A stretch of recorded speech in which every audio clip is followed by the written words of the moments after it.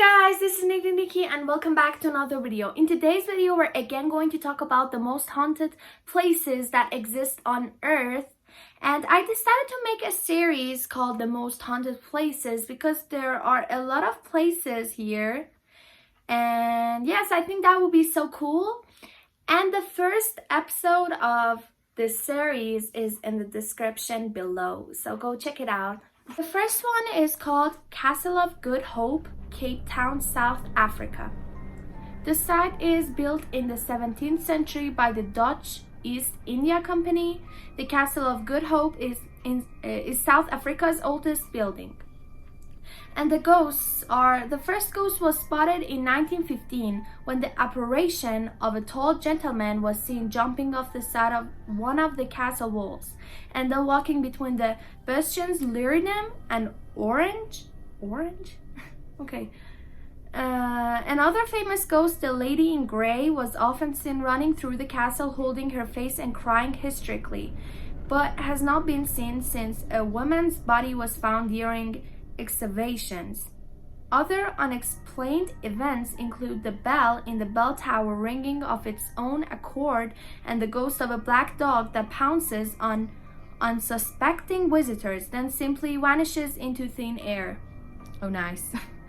Current situation is arguably one of the world's best preserved 17th century buildings. The castle is now a popular tourist attraction with 3 prestigious museums, a memorial to Kroto, the leader of Khoi Nation, and an opportunity to learn more of the hidden history surrounding the castle on a guided tour. You can also eat in the restaurant in the front courtyard and watch the key ceremony and cannon firing. The next one is Hellfire Club Sorry guys if I'm pronouncing any of these names incorrect, they're just so hard. Monteplier Hill, Ireland. Okay. The site is the Hellfire Club was a hunting lodge built in 1925 for William Connolly, an Irish parliamentary speaker. The stones of the buildings are from ancient passage tombs said to have angered the devil, which first associated the site with the supernatural. The lodge reportedly became a gathering place for a small group of Dublinites who met for debauchery and devil worshipping. Its ruins sit atop the summit of Monteplier Hill in the foothills of the Dublin Mountains. And the ghosts are tales of animals sacrifice, black masses, cloven-hoofed men, and murder are linked in the structure. The most popular tale tells of a visit by a satanic creature in the form of a man who was only discovered when one of the players dropped a card and one picking it up noticed the guest had cloven feet. On his discovery, the creature disappeared in a ball of flames. There are stories about a big black cat the size of a dog who took on a priest and haunts the lodge. The most regular ghostly visitor is a young lady believed to have been placed in a barrel set on fire and rolled down the hill for fun. And the current situation is the Hellfire Club is a popular stopping point on a walking trail through the Dublin Hills. Ghost tours of the site are also available with extra tours running for the week of Halloween. The next place is Banff Springs Hotel, Alberta, Canada.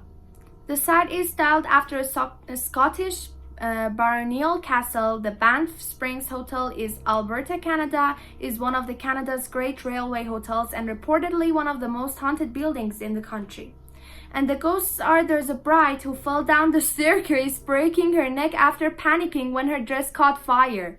She's often seen in the ballroom dancing with the flames coming from the back of her dress. A family were murdered in a room 873. The door to this room has since been bricked up, but the family can still be seen in the hallway outside the room. And former bellman Sam Macaulay, who served at the hotel during the 60s and 70s, still likes helping guests up to their rooms, dressed in his 60s uniform. If you try to tip him or make conversation, he disappears. And the current situation is now part of the Fairmont chain of luxury hotels. The Banff Springs, also known as the Castle in the Rockies, still remains a landmark in the town of Banff. Alberta, and remains a popular year-round resort. The next one is Poveglia Island in Italy. In the Venice Lagoon between Venice and Lido, this small island was a place where mainlanders fled to seek refuge from invaders. In the 14th century, Venetians, infected by the bubonic plague, were sent here to die, and when they died, they were burnt on giant pyres.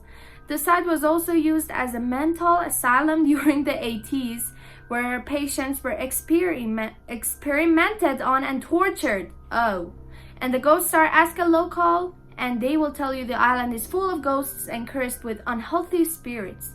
Voices and screams are often heard, and visitors have reported seeing dark, fleeting shadows. Many visitors say they begin to feel an oppressive, evil feeling as soon as they step on the island. Well, they have the right to do this because there were many people here that has been tortured. And the current situation is, despite nearly being auctioned off to an entrepreneur,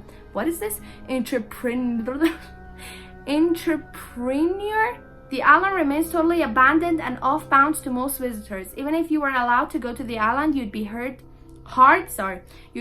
to find someone willing to take you, as many locals won't step foot on Poveglia for fear of being cursed, and fishermen refuse to fish in the area, worried they'll drag up human remains. That was creepy. The next one is the separate prison, Port Arthur in Australia. The site is, until the late 80s, the separate prison is Tasmania's secluded Port Arthur housed some of the Britain's toughest criminals. Taking inspiration from the works of British writer Jeremy Bentham, this panopticon-style prison block thrived on completely isolating prisoners to a torturous degree. The separate prison operated a silent system where prisoners were hooded, placed in solitary confinement, and forbidden to speak to anyone. Conditions were so unbreakable that countless inmates would murder their fellow prisoners. They'd rather face the death penalty than spend another minute there. The ghosts are the hundreds of hooded inmates are said to wander the halls at night, a handful of the 1,000 people buried in the unmarked burial ground. And the current situation is, Port Arthur is now a historic site museum open to the public. There are chilling nightly ghost tours if you are feeling brave. And the last one I think I'm going to talk about is Recoleta Cemetery in Buenos Aires, Argentina. The site is located in the Recoleta neighborhood of Buenos Aires. The Cementerio de la Recoleta is regarded as one of the most beautiful cemeteries in the world. First built in 1822, it is full of ornately designed tombs, elaborate sculptures, and mature shady trees. Buenos Aires' best and brightest are buried here, including actress Eva Perón, the former First Lady of Argentina. And the ghosts are, there are reportedly multiple spirits wandering the grid-like aisles of Recoleta. One of the most famous stories is of Rufino Cambreses, a wealthy 19-year-old woman, the daughter of a beloved Argentine author. And urban legend states that heavy rain postponed for burial. When the groundskeeper returned to the tomb to lay her to rest, once the weather cleared, he found Rufino's coffin lid ajar, with scratch marks on the inside. The legend goes that she had been buried alive and woke in her coffin after suffering a case of catalepsy. Oh, if you hear a jangling noise in the breeze, they may be the ghostly keys of David Alono, a gravedigger who worked at the cemetery for 30 years. He killed himself at the cemetery allegedly after his tomb was completed and was buried on site. And the current situation is, while still a functioning graveyard, Cementerio de la Recoleta remains a popular destination for locals and tourists alike. Pick up a map at the entrance to help you negotiate your way around the 6,400 graves. Wow. Okay guys, so if you enjoyed this video, give it a big thumbs up and share with your family and friends. Ring the bell and subscribe for more videos like this if you like me to put the episode 3 of this series. I love you so much. Bye.